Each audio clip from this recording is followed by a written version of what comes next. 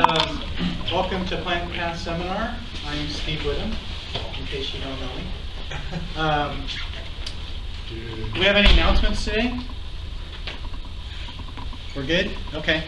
And in addition to Steve Whitham, there's also Carolyn Lawrence-Dill and Tang who are going to be co-presenting today. So backup singers. Huh? Backup singers. Yeah, the backup singers. Actually, you'll see I'm really the backup. I'm just a warm-up act. So I'm going to give a brief introduction and overview of the Enviratron project, and then we'll get into more specific things about the robotics with Lee, and then Carolyn will talk about the data management part. And then I'll wrap it up, and then we'll take questions, all right? So today we're going to tell you about an ongoing project, which is developing the Enviratron and as an automated plant phenotyping facility. So this is.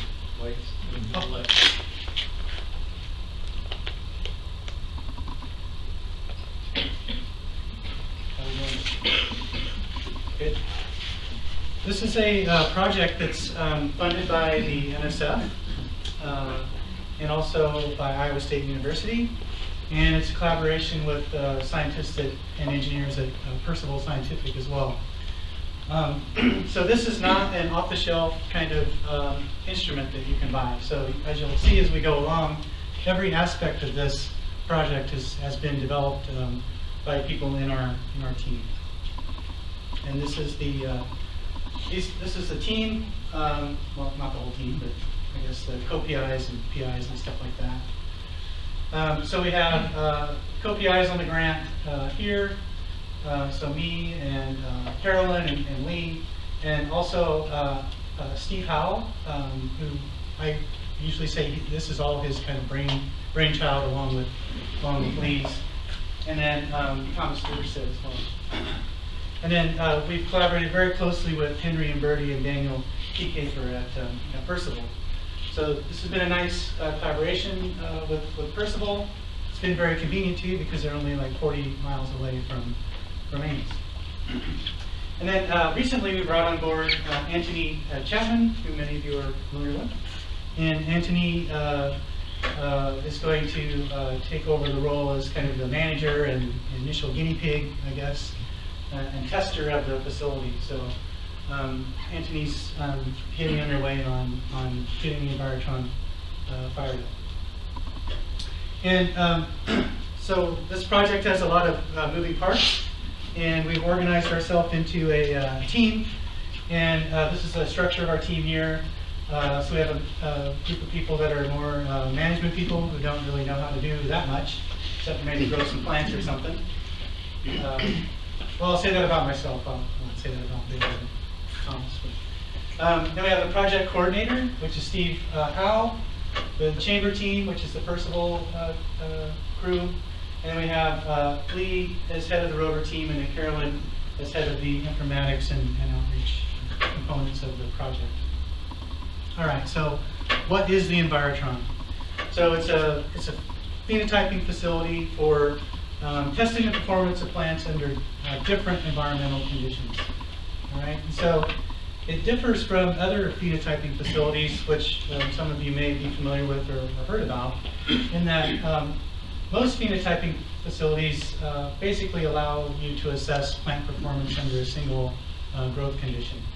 And so you have plants growing in a large area, and then they're conveyed to some central scanner where they're imaged and other measurements are taken on them, and then they're conveyed back into the growth space. So something like this, where you have this large greenhouse area or a very large grow chamber area, and then you see the plants traveling in their pots on these conveyors. But somewhere along this conveyor is this central kind of scan analyzer, if you will. So the Enviratron is different because we wanted to be able to test multiple growth conditions in a single experiment. And that creates a problem is that now you have all these expensive sensors and cameras and things that you'd have to have in multiple growth conditions. And so the solution to being able to do this is to devise a robotic rover which brings the sensors to the plants that are growing in each of the growth conditions. So this is our concept for the Enviratron here.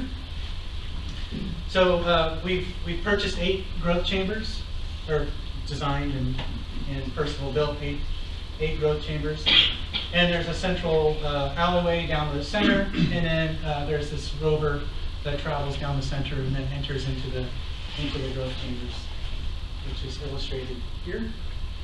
And then once it's in the chamber, then it deploys the arm that carries the array of sensors, and then takes whatever, captures images or takes whatever measurements it needs to from the plants.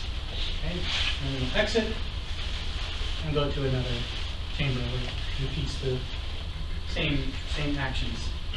All right? So in thinking about how to allow the rover to enter a chamber without disturbing the environment too much, this is the design that we came up with.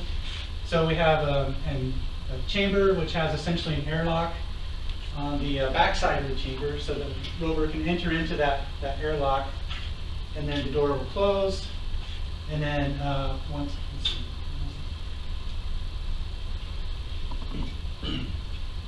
Door will close. Okay, there we go. There's a curtain that actually comes up, and then the rover deploys the arm to image the plants. Okay. And then it will exit again through the airlock. And so here are the actual growth chambers. This is the first growth chamber that was installed. As you can see on the front side, it looks like a normal growth chamber. You have the doors and the control panel here. And then on the back side of the chamber, we have the airlock where you have the door that will open automatically when the rover approaches it. All right, and then here's all 8 of the chambers in the building during the installation. All right, so that's kind of an overview of the Enviratron concept. And so just think about what kinds of phenotypes you might be interested in measuring. Basically, you could think about any phenotype that are the array of sensors would allow you to measure or quantify in some way. So we'll be able to look at plant architecture, plant phenology, the growth rate of plants, the different types of leaf pigments that might be produced under different conditions, the efficiency of photosynthesis, water use efficiency, leaf temperature, stress responses, and then I could just keep going on. But basically, I think people can use their imagination based on the capabilities of the robotic platform. Okay, so with that, are you going to do this one? What do you want to do? I can do it. Okay. I'm going to turn it over. This project for about 3 years now. We are running in last year, trying to make this in reality in a couple of months. We're going to have our test trials. When I think about the inception of this concept, it really had so much to do with our trust about what really robot can do for us. And I really like to share a little bit story about a recent conversation I had with my little son. When I was driving him to high school, and he was asking, "Dad, your car is really loud and noisy. Probably it's time for you to operate your car." And then he was asking, I said, thanks, and I'm thinking about that, and thanks for reminding me. And actually, I already have a car I think that I would like to have. And he said, "What kind of car do you want to have? Would that be Mustang?" I said, "Probably not. I'm kind of, past that age, but I really want to have a Tesla." Tesla? And then I said, because I'm a robotist, I really appreciate how Tesla is making their cars. I know there are many manufacturers, they are making their cars with robots, but Tesla certainly is the one, standing right in front of probably many others in terms of how they utilize robotics technology to produce their best cars. And you know how quickly we can get Tesla right now, right? Probably wait for 2 years to get it. So then talk about all the parameters Steve introduced we want to measure. And those are the sensors we are planning on to instrument into this rover we call the Enviratron rover. It's basically a mobile manipulator, and it's going to carry those sensors and to visit each growth chamber and then measure the plants automatically. So think about it, you are actually replacing a lab technician's role by a machine. So that's not really very trivial at all. That machine not only has to do very precise work, but also to be able to decide what to do by its own. Because we grow plants in the chamber, the first thing every time it's different.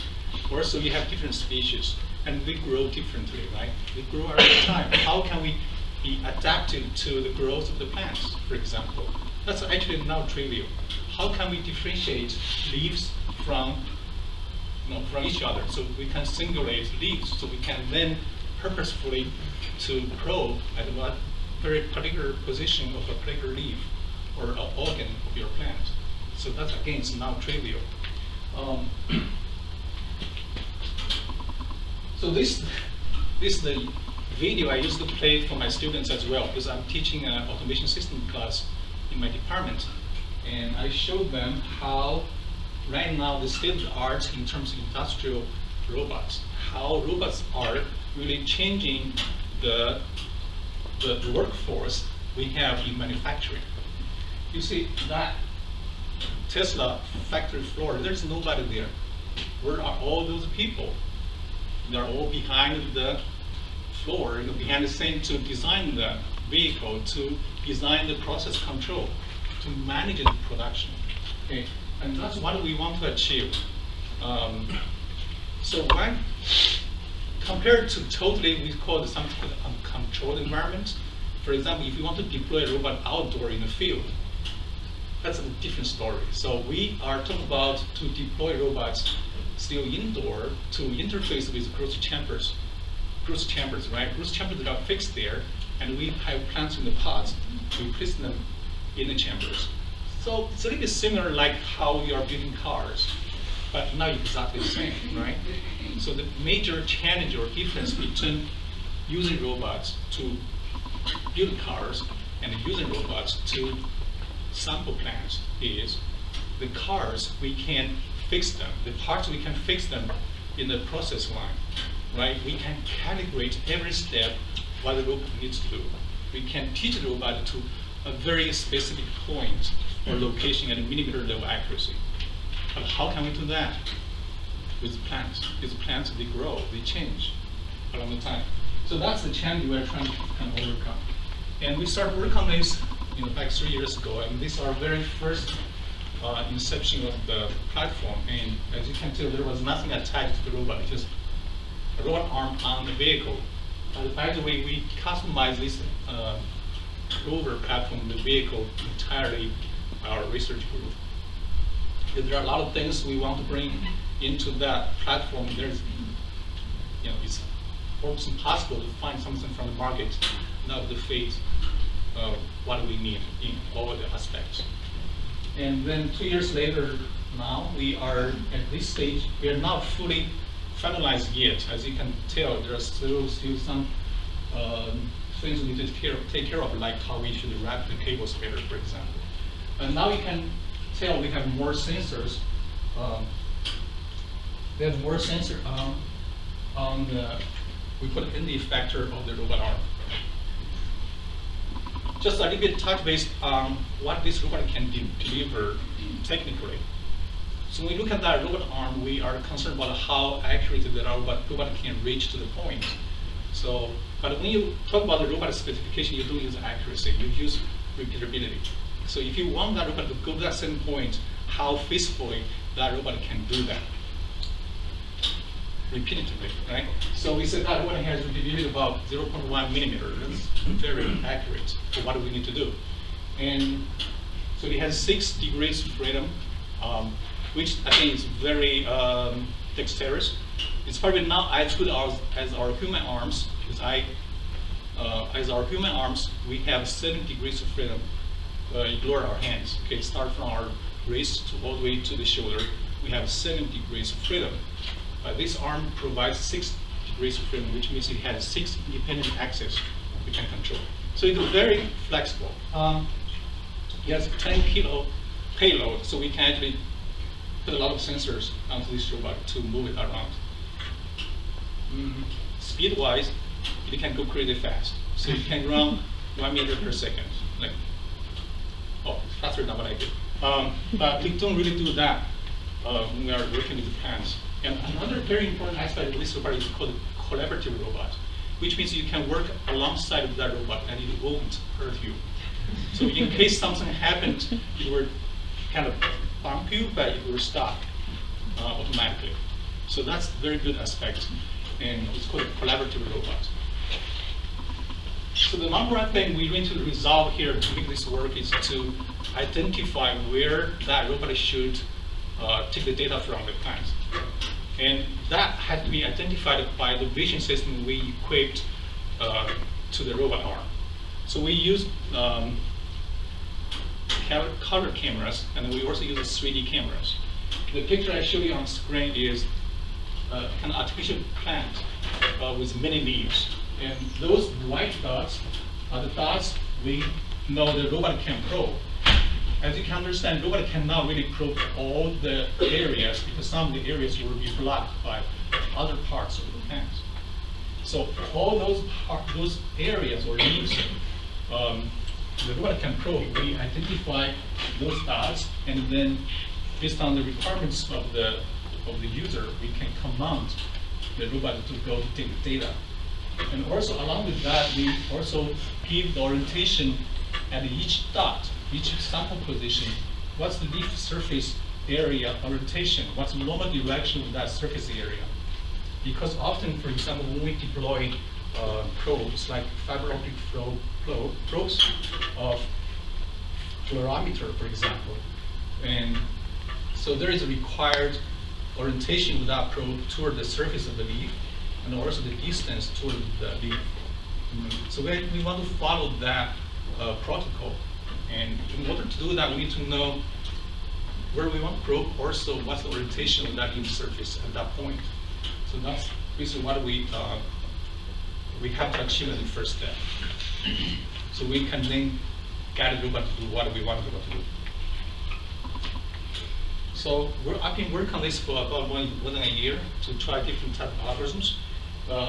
We reach this kind of probing accuracy in terms of position and orientation. As you can tell, we are reaching, I think, a pretty amazing accuracy, about 1.5 millimeter accuracy in terms of positioning, and then less than 1 degree error of orientation.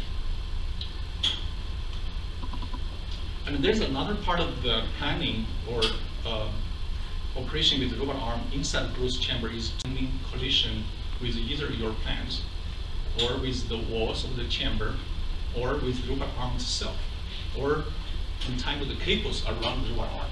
So there are a lot of constraints we want to enforce into the operation of the robot. To do that, we have something we call motion planning. So once the robot gets into a chamber, it's going to first survey very quickly what's inside the chamber by using its onboard camera, and then map the environment in your particular growth chamber in 3-dimensional space. Then it's going to decide. Which leaves can be probed and which points on each leaf can be possibly probed by the robot arm. And then it's going to decide for each possible probing point, what are the possible trajectories for the robot to move to that point without cause any collision. So that's with something we call motion planning. But to do that motion planning in a very fast way, it takes a lot of efforts. So what we did, we actually mapped the entire chamber space in a very detailed way. So that actually cost us more than 30 minutes to map that growth chamber, and then store all the possible waypoint, all the possible trajectories and the probing points in we call it in the kind of library. So that takes about 1 gigabyte of space, but that is a one-time deal. So you only do that once, and Once you have that done, you don't have to repeatedly do that. So you may do that once in a while. We call offline kind of mapping. And once that mapping is done, from the point to point to point, planning takes less than 1 second. So that's basically what we call real-time operation. So the robot can have quite smooth operation inside the chamber. As you can see later on, I might show you the video. So here the video shows the workflow starting from the mapping of the chamber and then to the motion planning and then the probing. There's no music.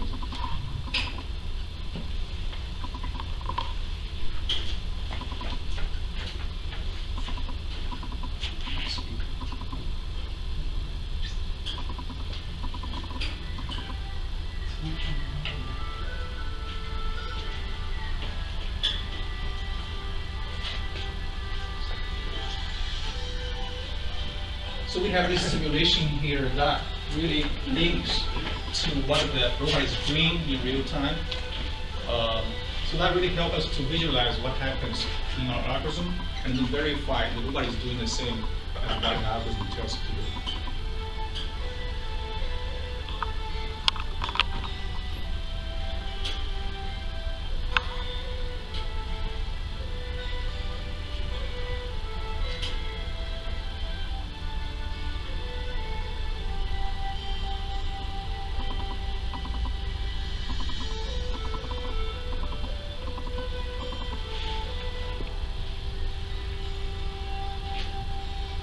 So this video was taken about a year and a half ago. So you can tell we were not really having that many stuff on the robot yet. And we also had another video as Steve took, and then I think it's very interesting to watch as well. It has nice music as well. This one is good.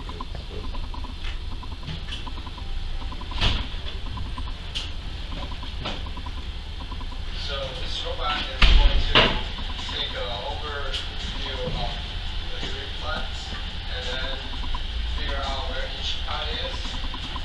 And then it's going to use this high-end laser scanner to scan each flap.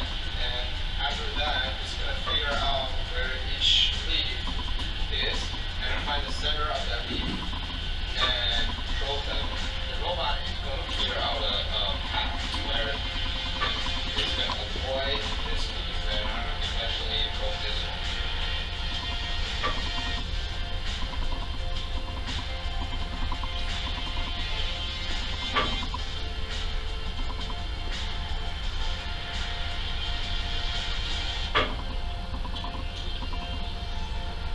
Okay, I'm going to move to the next one, which is more recent. We just made the video this morning.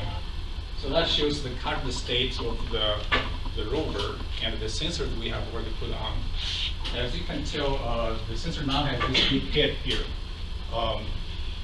You don't see that very well, but so we have all the sensors we showed in the previous slides with all the fluorometers, ramming, and the cameras. So we have basically 2D and 3D cameras with different type of performance.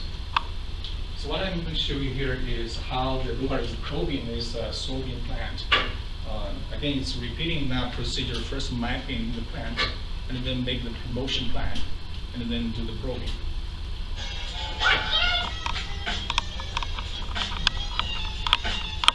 So we have thermal imaging and hyperspectral as well. Oh, roughly.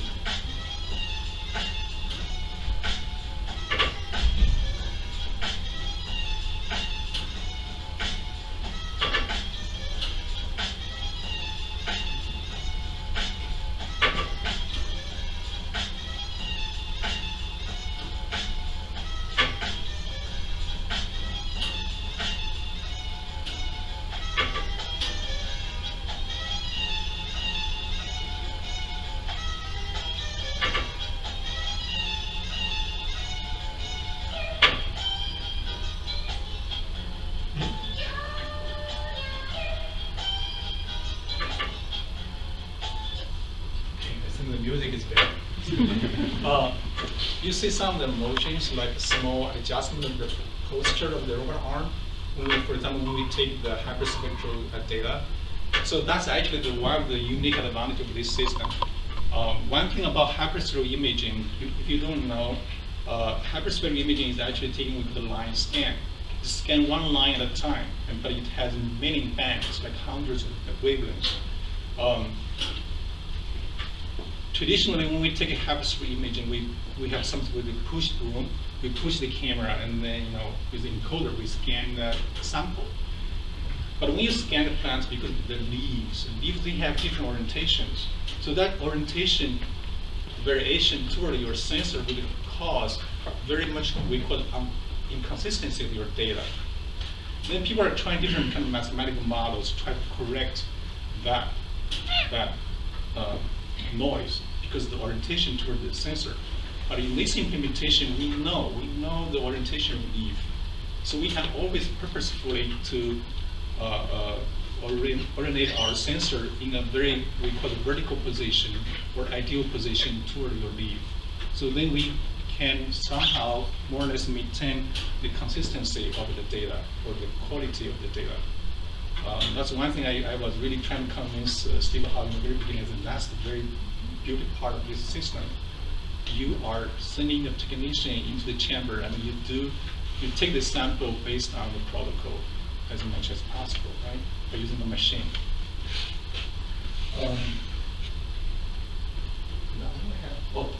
So then there's one more slide to show recent data we just captured by using this platform. So what I'm showing you here, that's actually the color image showing that soybean plant.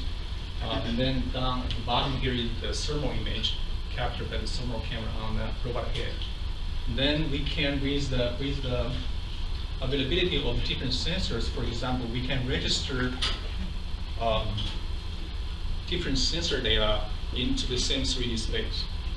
So you can have your hyperspectral overlay with the, we call the point cloud data or 3D data of your plant.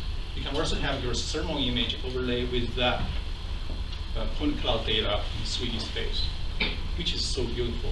We don't have that in the past. So with this system, we can do it. So here is a little video showing how we are overlaying the thermal image with the 3D mesh generated by the point cloud data produced by the 3D laser scanner. So you see actually the leaves, they are in the space. And then one thing you can do now, you can identify each leaf in the 3D space. Second, basically the spatial association can be established in a much better way than what we could do in the past. There are still some kind of imperfection points, like here we have unclean edge. One really challenging technical aspect of this system is how you can, I said register, right? How you register one sensor to another, and then everything has to be registered then to the robot system. The robot has something we call a coordinate system. That's how the robot moves. It has to know X, Y, Z point to move to. So then everything has to unified to one single coordinate system, or your hyperspectral sensor, your thermal, your 3D. That takes a lot of calibration work, and how accurate that calibration can be done. And that's a technical challenge. So we have tried many ways to try to improve that quality, so we can calibrate them with good accuracy. And you can tell we reached somehow pretty good at this point, but I think we can do even better once we refine our algorithms. That's pretty much my part.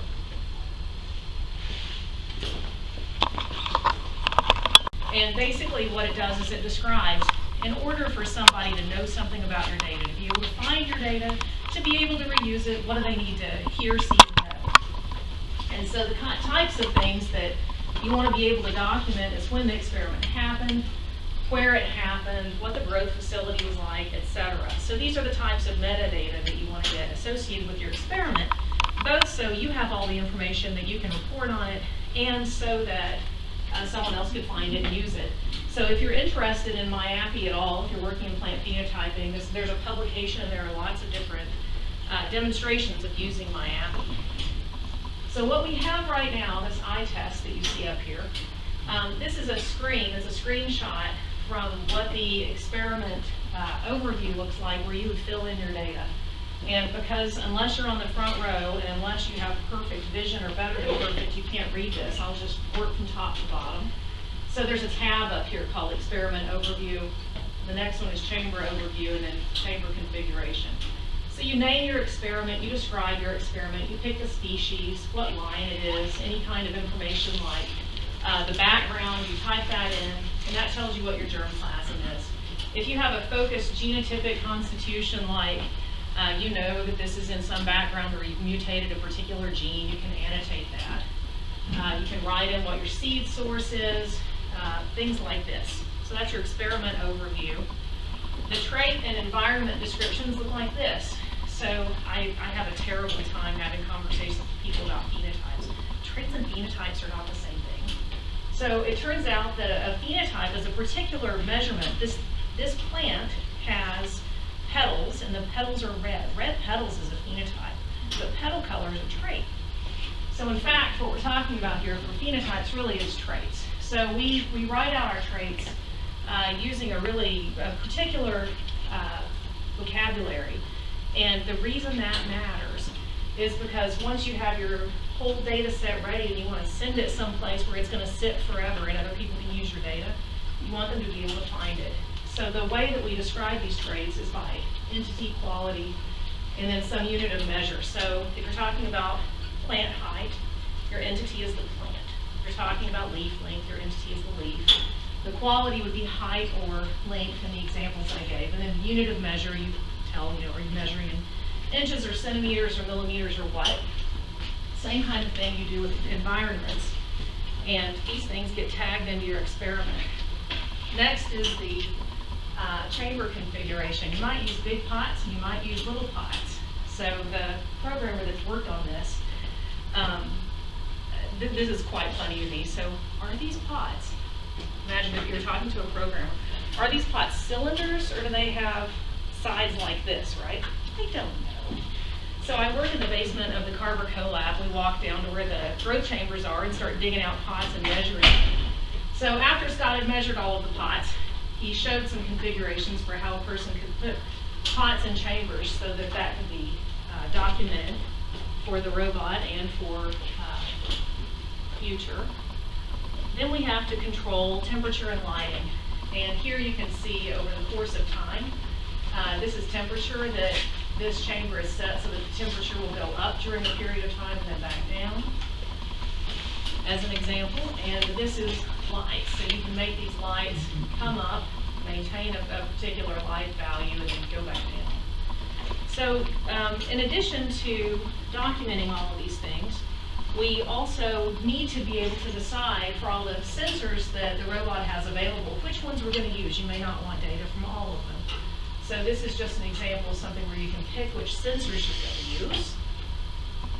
And then finally, if you are a PI who's trying to program all of the chambers to work and describe in advance how you would do that, you want something for writing a grant proposal.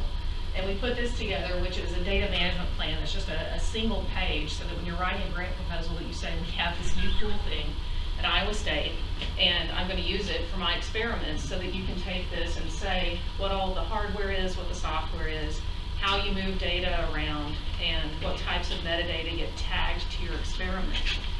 One of the things that I will mention, the page that was a few slides back that was the ontologies, anytime I ever bring up ontologies, I always watch as an entire audience looks like they'd rather be dead than stay in the room. Chen Guang He, who was the student, and then we brought him back to work on that a little bit more. A lot of work went into that, and the reason that a lot of work went into the ontologies was so that you don't have to care about them. So what he enabled was, so if you want to put in what your trait is of interest, you have no idea what terms are in there and be able to look for, right? And if you have to learn all of those terms, you might die. And so what he spent a lot of time doing was looking at all of the different ontologies so that when you type in whatever word you know, it searches for all of the synonyms, it searches all of the definitions, and it gives you all kinds of things to choose from, so you don't have to know that stuff. So as far as what it is that you have to be able to figure out when you go in and design an experiment. We tried to make that very, very easy. And as far as being able to document how it is that this system is going to be something that's accessible to you as a user, as far as how you're going to manage the data, we try to put together enough verbiage that also is going to be really straightforward. So does anybody have questions about this aspect of Enviratron? If not, I think I hand it back to you, right? All right. So just a few things to wrap up here. So we have a web page, enviratron.iastate.edu, if you want to go and visit that. How often we're keeping this up. Just to get a little more information about the project and see what the progress is. And then you may have the question, where is the Enviratron? So it's out at the Ag, I always get the Ag Engineering and Agronomy Farm, the AEA farm, which is also close to the Biocentury Research Farm. So it's west of campus. And then here's a building right here. This is the Enviratron building. It's pretty close to the main agronomy farm building. And then here is the Enviratron building right here. So you can't miss it because it's got a big sign that says Enviratron. All right, so I don't have a picture of it, but inside, as you walk in this door, then there's a large room there that's got a big glass front to it, and so people can stand there and they can watch and see what's happening with the rover inside the Enviratron. And then off to the right in that room, there's a big screen TV where you'd be able to pull up images or video from cameras. So if the rover happens to be inside of a chamber, you could pull up that image from that chamber and watch the rover working inside of the chamber. So so we're hoping that this will be a very nice instrument for outreach and education for all kinds of different people, farmers, commodity groups, students that would have an interest in understanding or knowing more about how we study plant stress responses and things like that at Iowa State University. And we have already had some outreach, so we've had some interns each summer of the project through the George Washington Carver program, and Carolyn has led those efforts to recruit those students into the project. So another question people ask when they hear about the Enviratron is how much would it cost for me to use it? And we're still not quite sure exactly how much it will cost to use it, but what we've been telling people is that if you're interested in writing the Enviratron into your project, then we're asking people to write $1,000 per week for user fees to use the facility. And external users would pay this would probably be somewhat subsidized, so external users would pay the actual cost for using the facility.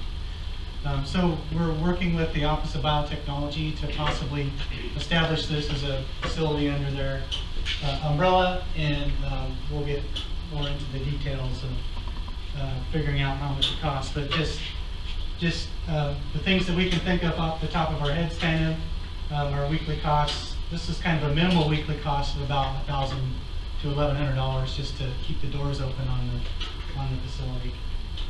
All right, so you want to have well-planned experiments. You want to, how do you manage the facility? So thinking about things like fees and how we communicate with users. So having talks like this to let you guys know kind of what's coming in the future, and to have discussions about what kinds of experiments you might be able to do in the facility and that kind of thing. So yeah, that's the Enviratron in a 50-minute talk in a nutshell. All right, so lots of people are involved in the project, and I won't mention all the names here, but I do want to acknowledge the College of Ag has been really supportive of this project, so through cost share for the NSF grant, as well as putting up the building that the facility's housed in, so and then with additional support from other departments and units on campus. So with that, I will stop and we can entertain, we have a few minutes to entertain your questions.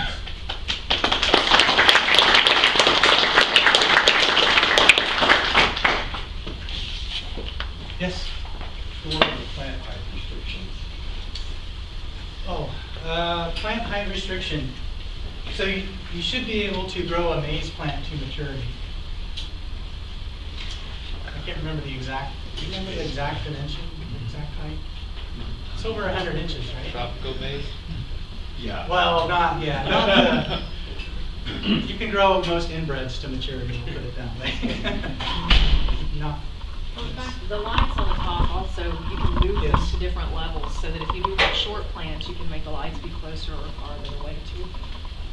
Yes, I think it's around 100, I would say it's 100 inches or something, somewhere in there, right? Yeah, it's 90 pounds. taller than other typical. Yeah, yeah. Yes, Can you take measurements of roots? no. Next question, please. No, we cannot do root measurements, so it has to be above the soil line. Yeah. Yes. So what data do you actually get back? You just get raw images and then you have to figure out how to extract the parameters yourself, or is there some kind of Yeah. spit out?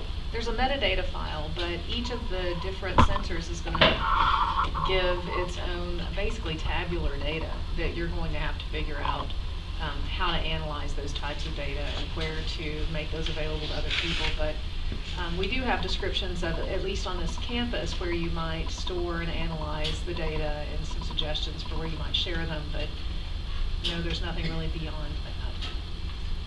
Yeah. So in your cost structure, it sounds like you're kind of envisioning that when people use it, they would probably use all 8 chambers. Do you envision that there might be someone coming in and using 2 chambers? Well, the original idea was that people use all 8 chambers, but we are being encouraged to think about other